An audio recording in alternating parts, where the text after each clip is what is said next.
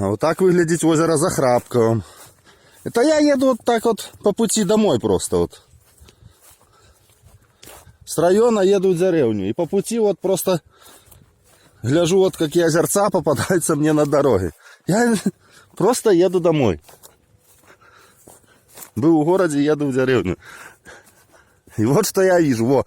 В этом озере даже приезжают зимой, хоккей гуляют. Вот, вижу постоянно. Организуются командочки, где-то гуляете. Лодки тут плавали, еще дети рыбу ловят. Ну все, вот просто вот лазняк скосили. Это вот сельсовет постарался. Субботники ж постоянно проводят. Во. Ну бляха, ну неужели нельзя согнать сюда, блядь, эсо какого-то пригнать? Вышкрабьте это, вычистить, сделать нормальное дно, поставить лавочки какие-то, палатки какие-то, рыбошки какие-то, чтобы люди сидели. И просто, ну люди сами бы отдыхали. Ну господи, ну блядь, ну это же не можно смотреть. Вот с дороги собьют вот это зелье, лазняк, чтобы в очи не кидался кому-нибудь. И все. А дальше что? Людям нема где ни покупаться, ни помыться. Тут же дети плехались, раньше тут народу было много.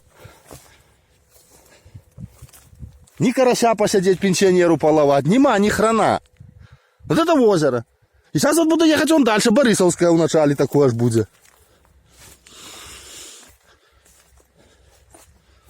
Только знаки валяются какие-то. Тут железо.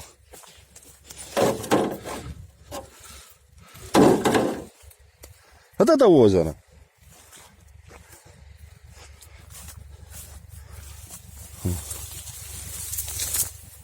И нахрен эти сельсоветы. Согнать бульдозер, закопать двухэтажки, это классно. Почту захоронить, блядь.